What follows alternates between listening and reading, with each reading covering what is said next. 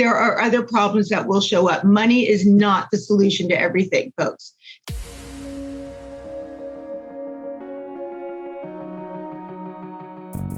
Agent Power Huddle is a daily jumpstart, giving you all the tools you need to create an amazing real estate career. Led by top experts in the field, you'll learn how to sell more houses in less time while creating the life you want. Welcome to the Agent Power Huddle. Susan, it's another Mindset Monday morning. How are you? Oh, Jesse, I'm great. And thank you. I'm better than last week. Gosh, thanks for you and Theotis covering for me. Good grief. I'm sorry, everybody. life happens sometimes, right? Oh, man, I tell you what. Well, I'm thankful that I'm feeling better now. Unfortunately, my son Wes is sick now. So, oh, my gosh. So anyway, let's get it over with before the holidays, right? Let's get it over with, and let's dive into, because you were going to cover this last week and you weren't here, so I kind of faked my way through growth mindset. But today we're talking about about a growth mindset, correct? We are, but we're going a little bit deeper. I listened. You guys did great, and of course I didn't expect anything less. But it's so funny because even though this happens a lot to you, Theotis and I, for some reason, we don't even have a conversation, and then we'll get into a topic, and it's like we are so all on the same page. It's wonderful. So, today's topic is really about, a growth plan. So it's the growth mindset, Jesse, but it's also having a growth plan. And I learned this many years ago because you've got to be very intentional. So right now, about this time of year, what are we doing? Well, that's what I was going to ask you. We do business plans. So I want to ask you, because the way I saw this topic when you said, hey, you have to have a business plan and a growth plan. Correct. I never even thought of those as being two different things, because I'm doing a business plan right now. Most agents are doing business plans, right? That's normal. What is a growth plan? Okay, so that's what I want to get into. I mean, when I teach my business planning class, and I did this, in San Diego for a couple hundred agents at Sheraton, and we did a full day. Usually a business planning class might just go a couple hours, but we broke it into a full day. And I actually brought in the Tony Robbins, the 7 steps to creating conscious change. For the first half of the day was literally about getting your mindset in, because what do most agents do with their business plan? They do their business plan and they shelve it. They don't look back on it, or if they didn't reach their goals for any reason throughout the year, what was it that blocked them? Okay, there's everything, and I say this every week, everything starts right here. If it's going to show up out there, it's going to start within here. So when I started doing, and this started back years ago, like I said, when I started I became awake, I can say, about the whole growth plan in 2008. I'm getting a little ahead of myself with my Tony Robbins thing. But then when I became a team leader and CEO for Keller, it really affirmed how important it was to put the plan into place along with your business plan. Why is that? Because we, especially drivers like you all are, if you're listening to this podcast or you're in, Agent Power Huddle tuning in, you are clearly a driver and you are taking action in your business. And for those of us who do that on a regular basis, it's real easy to suffer, either a burnout at some point or feeling, overwhelmed in certain times of your business, or, especially with the shiny object syndrome that we have. We've got so much going on. You've got to actually have that growth plan in place to continually give you a plan to personally and emotionally grow along with your business. Make sense? It makes total sense. And I'm curious to see how you break it down, because I love when you kind of acknowledge that most agents write a business plan, stick it in a drawer. Like mine used to physically go in a drawer and I would never look at it again until next year when I had to do a new one. I actually went so far one year, Susan, that I made a business plan. I got those big desk plastic organizers that it's a laminated cover so you can put papers under it and see it on your desk all the time. Yeah. I actually kept my business plan on my desk for an entire year and kept stuff on top of it so I could not see it for most of the year. I went so far, it's still, so I want to see how simple do you make this growth plan, because how do you break it down to a way where people actually get it and then stick with it? Yeah. And so we're doing a little bit of that, but, and also in real full authenticity, this is even part of, I bring myself a little note. So because me, Jesse, I could start going on to a lot of rabbit holes here. So I want to make sure I keep focused for 30 minutes. But to be very authentic. one of the also hard lessons I learned was, okay, let's just say you create a business plan and you're really good. Who's that? Rochelle, where the heck are you guys at? I see it rabbit hole, but I see these girls, they look like they're on a suspension bridge. She's got a virtual background. It's a background. Oh, is it a virtual background? Yeah. Okay. I thought they were seriously on a suspension bridge. I'm like, how cool is that? Is that commitment or what? She's on vacation, on a suspension bridge, on Agent Power Huddle. I'm like, this one is the coolest person that's ever joined our show. Okay. That's next time. All right. Very cool. Well, listen, so I'll be very authentic. So my first year in the business, as I told most people before, it sucked. I probably could have quit. I don't know how many times. I had the worst first year. So when I train agents, I'm like, if you have a terrible first year, oh my gosh, do not give up. Don't give up. Don't give up. Don't give up. Because I just did with blind faith what I was told to do consistently. And by year 2, my business rose to the number 1 agent for the brokerage, which is a huge brokerage in all of Riverside County. Anyway, but my point being is my business grew very, very fast, which was very exciting. But you know what didn't grow, Jesse? Here. I wasn't ready for that growth. Emotionally, I wasn't ready. I was very poor growing up. I wasn't ready for the money. I didn't know how to handle it. I didn't know how to handle the success. It fractured my family. Money is great, but if you don't know how to handle the success and you don't have a plan to grow emotionally and financially with it, there are other problems that will show up. Money is not the solution to everything, folks. So your growth plan to grow you is critically important to go in coordination with the business plan. So I learned that many years ago, and that's why I'm so passionate about and staying committed to that growth plan. All right. So in order to keep growing, you've got to keep learning, right? So what is your growth plan? I'm not talking about how hard somebody works, or what you think you're doing to climb a ladder of success. I'm really, people just don't grow automatically. You've got to be very intentional about it. As I mentioned back in 2008, for me, it was, I go into Tony Robbins. A lot of you, this is a broken record. You've heard this story over and over again. Some of you may not, but, it can be something as significant to me as, really self-discovery, whatever that is for you. It's a self-discovery moment where you go, okay, I'm learning now why I might do things, why I might react to certain things, and how can I now become a better me, the best version of myself to be able to provide better for my family. Okay. People just don't reach their potential on accident. In other words, you just have to be very intentional about it. And you can look at people's daily agenda. Jesse, you had me do that time. Jesse and I met for lunch a couple of weeks ago, and it was fantastic because, for me, COVID's been a little rough because when you hear my growth plan, it really involves being around people. It really involves live events. It really involves a lot of culture because I'm a very social person and I miss that. I'm hungry for it. This helps. You're telling me, Susan, the tiny little boxes of people you're seeing on the screen now that like human beings only exist from the shoulders up does not fulfill you completely. Well, it helps, Jess. It helps, but I got to tell you, I mean, it's really so. I'm kidding. No, there's no way. It does help. It does help, guys. I'm looking at all these smiling faces on the screen. If you're listening to this recording, hopefully you can see the screenshot of our editor Brent is going to put in everybody on the screen. Everybody wave, say hi, guys. Right? Everybody say hi. Like we're real people. You can see this.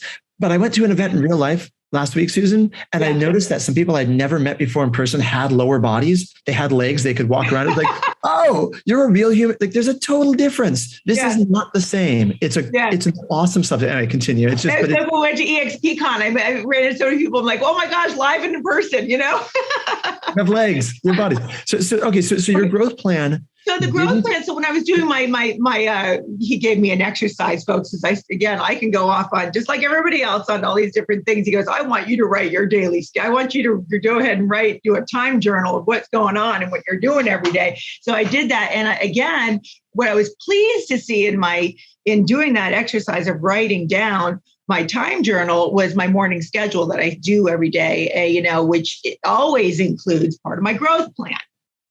So, you've got to be very intentional every single day in some form of growth. And I'll get more specific that in just a second.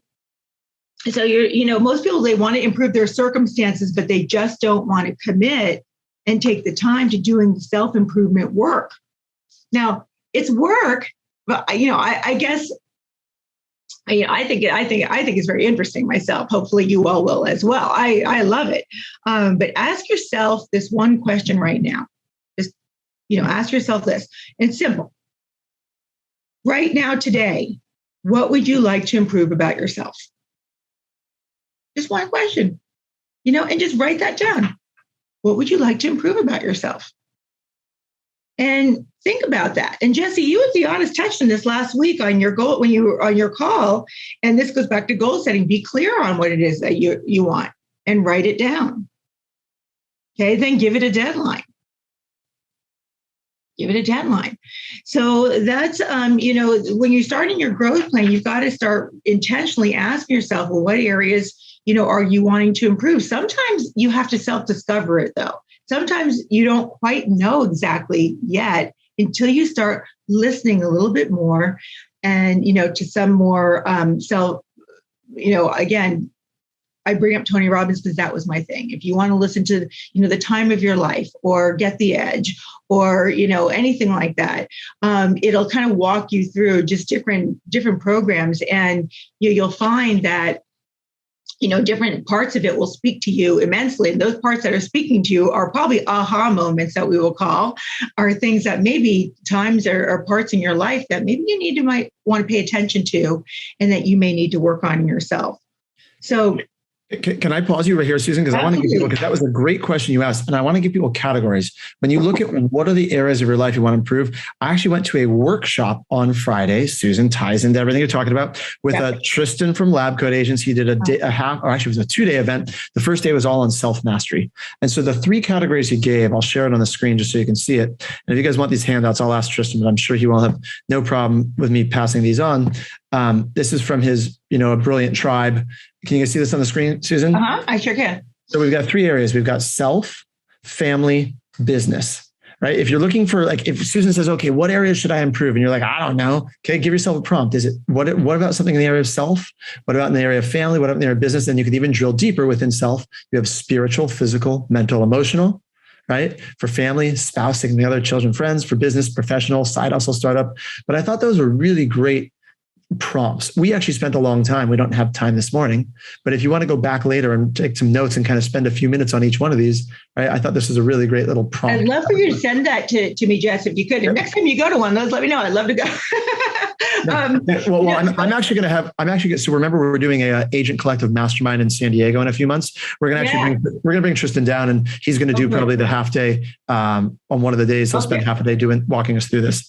Pay attention, everybody. There you go. There's one of the events. So, it's interesting you bring that up because one in my brokerages, one of the things I would do with agents, and this is a one-on-one with something called your future self, where we'd spend a few hours doing that and we would break them into quadrants, and go through that. I can't spend the time now on it, but very much like that, and take it down and drill down. And it would be very much a self-discovery thing.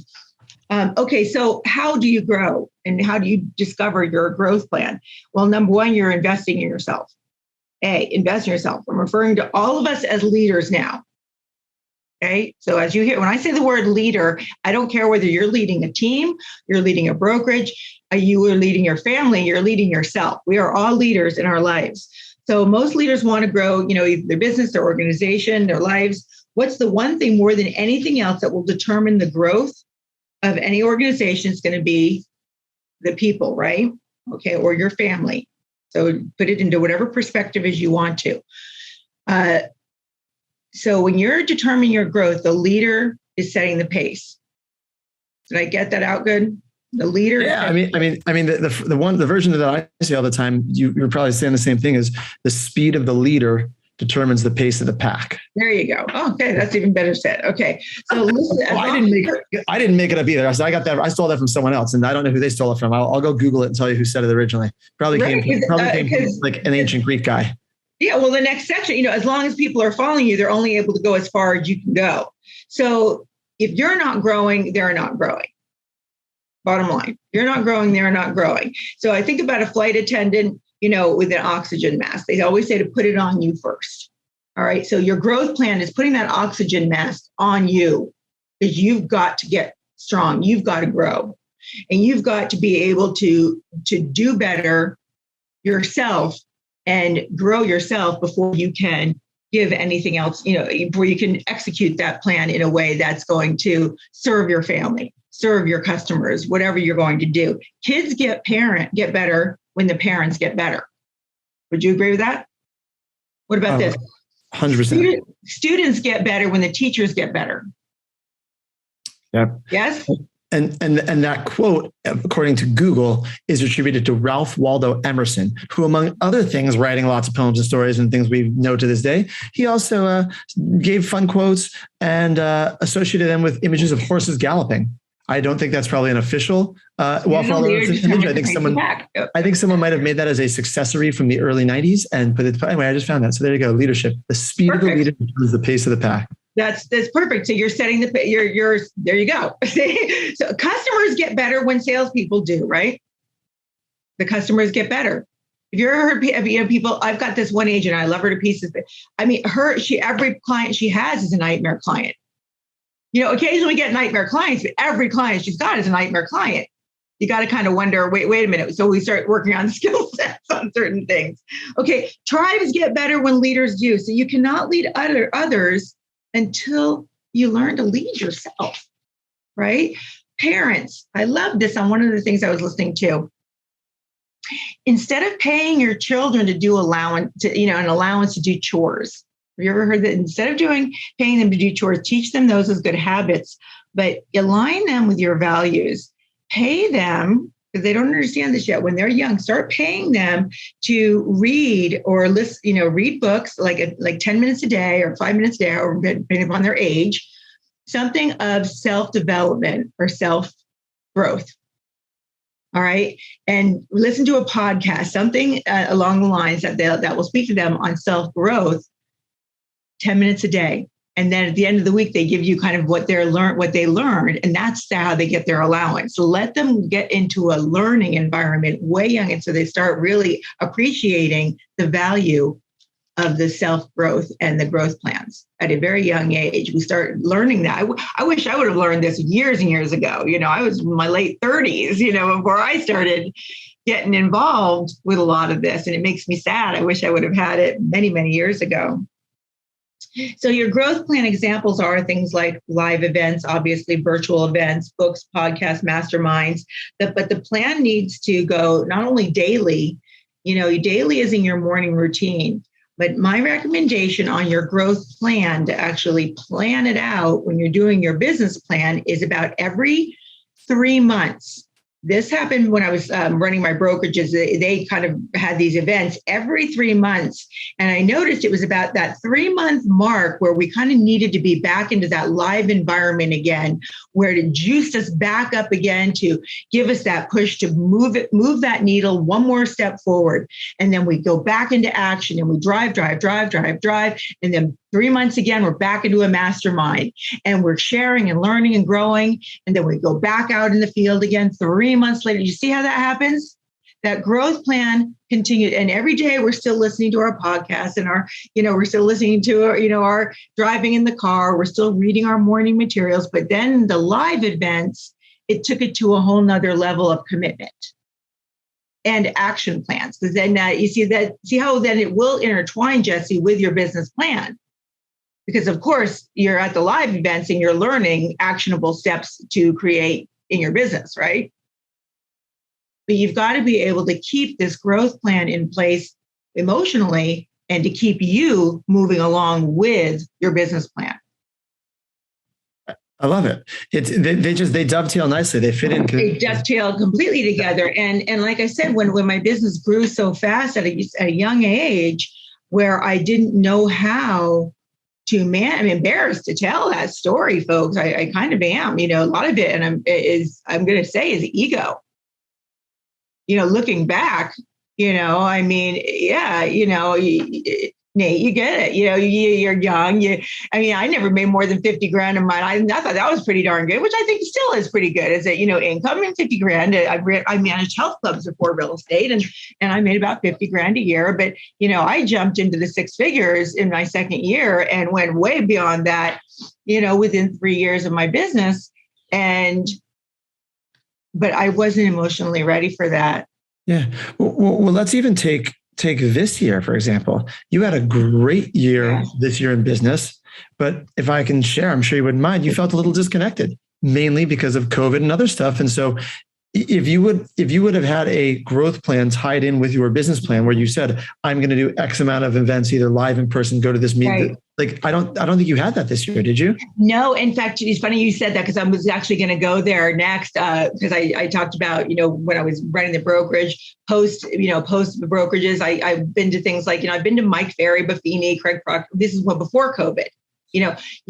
So now I'm really hungry for it. And I was great going to EXPCon. And yet I felt still very kind of disconnected because I was so used to being around a lot of people that I knew that I felt very. Have you ever been alone? And this is not to be going feel sorry for me because I don't, it's not like that. But have you ever been around a lot of people and felt alone? Mm-hmm. That's kind of how I felt, and it kind of sucked because I'm used to really being connected. And it was the first time in years that I really felt disconnected.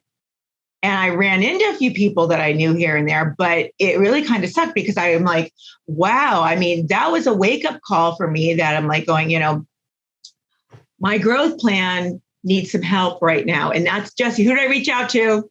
Me. You got it. As soon as I got back, I called Brent and I called Jesse and I said, guys, I need you because it made me, again, I wasn't quite aware of it. Just see how we're not aware of things. We don't really recognize things all the time.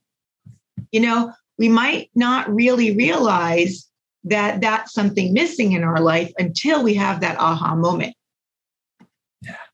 So I just, I couldn't remember the song because I think there's probably a bunch of songs that talk about, have you ever felt alone in a crowded room? If you guys Google it, you'll probably find many of your favorite artists have songs with those words. But this popped up on the screen for this, Susan, I think you really like this. It said, loneliness is our brain's way of motivating us to reach out and build up our support system. Yeah. Oh, right? Well, that's great. Look, there you go. I'm going to tell you this, though. I'm lucky, I think, because of all the background of the growth that I've had, that I instinctively did that. But I'm not sure not everybody does. So in this call here today, that's what I'm hoping to be able to bring to your attention is to reach out. And I've said this many times. You can find me, you can find Jesse, you can find us on Facebook, you can message us through Agent Power Huddle. You can reach out to any of us at any time. We're always here to, not just on these calls, but, to talk, at any time and to help each other along the journey. Well, that's the difference is between being surrounded by people and actually creating a connection, right? Mm-hmm. Susan, you reached out, Nate just said, great job asking for help. You're right. It does take a lot of bravery and presence of mind for her to know she wanted to reach out, right? Instead of reaching out and blaming and being like, it's everyone else's fault. She's like, no, I take responsibility. Like, I want to get connected. But then she was looking for a real connection, right? And I think that's part of this growth plan is to know what you need to ask those questions about yourself and then to go create it. Well, another thing about the growth plan, Jesse, is it's also about consistency. So like my other things that I went to year after year was, remember I told you it was every 3 months and this was nationwide. So, I built friendships and mentorships throughout the country and in Canada. I love people from Canada, actually, that we would see each other every 3 months because we would all end up connecting at these different, and they were these different locations would change throughout the country. Wouldn't always be in one space. We might in Vegas and New Orleans and Florida, but so that's what I mean by, and that was my first event there. So, my hope is that as we get a little post-COVID here, and hopefully you all can plug in and do some of the same things, is start to engage every 3 months and start building those connections, with some consistency. But check this out, Susan. I only have about 5 minutes, but I just want to do a little experiment. Okay. Those of you listening to the recording months from now, years from now, weeks from now, whenever, come back and get on an Agent Power Huddle live. If you go to agentpowerhuddle.com, I'm glad Rochelle just turned her camera on as I'm saying this, because Susan, I want you to look at the screen. I want you to look at the faces. You see Nate Jones on here often, correct? Yes. Like, have you ever met Nate Jones in person? I have not. I can't wait to, though. Nate rarely even ever says anything because this is more of like a listen only, right? It's just like we're talking, people are on mute. But the fact that you see him all the time, don't you kind of feel like you know him? 100%. Yeah. Okay. And so Rochelle, who's only just started showing up, but we engaged, we talked about her background. Barbie, welcome back. I know Barbie's been here, a lot. And Lisa, our new chief of staff of the Agent Collective, is here. Like Autumn is on here every single day. But she doesn't have her camera on. She doesn't need to have her camera on, right? Because she's in the background. She's like production in the background there. But like if Autumn had her camera on every day for the last year, because she's literally on Agent Power Huddle every single day, you would all feel like you knew Autumn. If you want to get some connection, guys, at a really simple level, just turn your camera on and show up on this call. Yeah. Right? It makes a dramatic it's so funny you say that, Jesse, because I love that we're on podcast, everybody. It's really cool. And I love getting them at the end of the week. But I will say this, when we started this, it's been over a year now.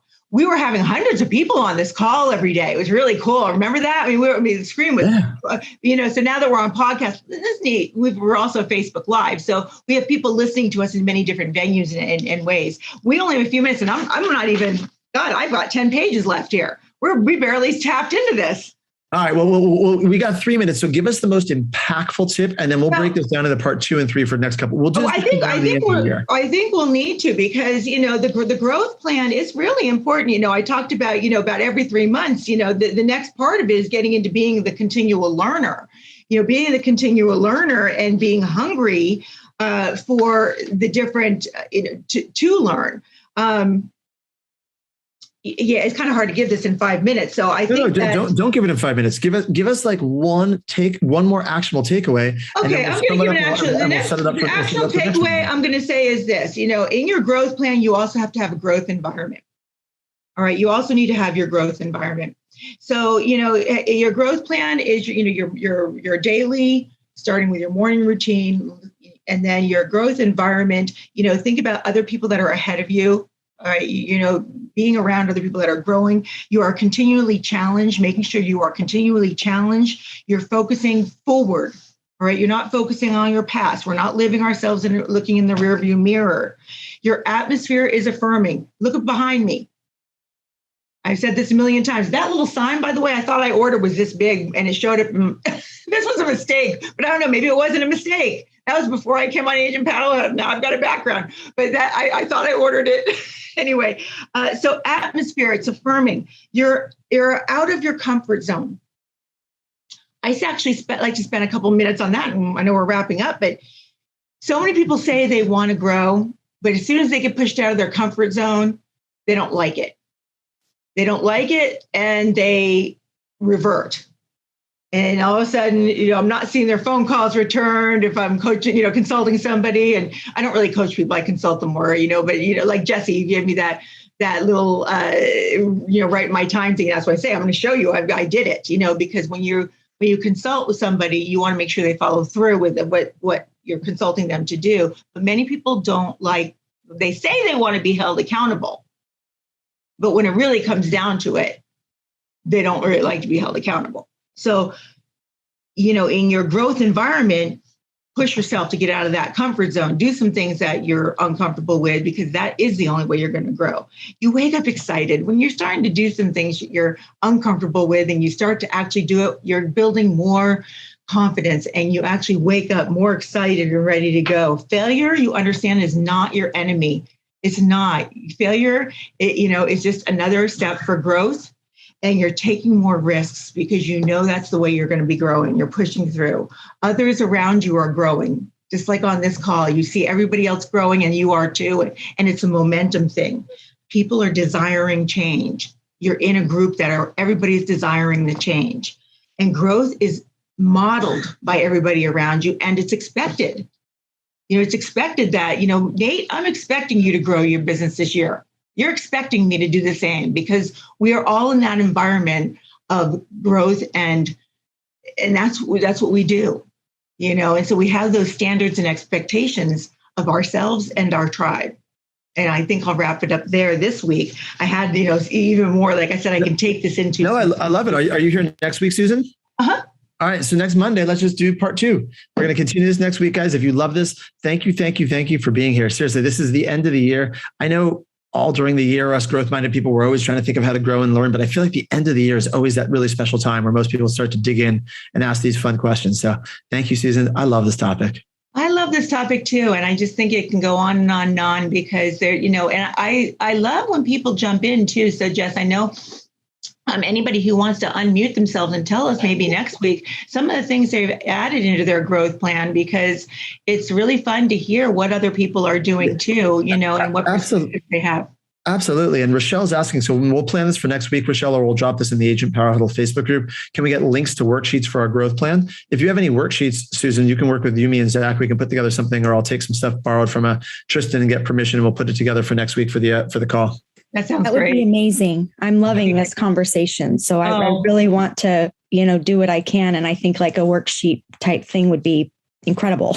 That'd be awesome. Thanks, Rochelle. I expect to see you skydiving next week. I'll build up to that.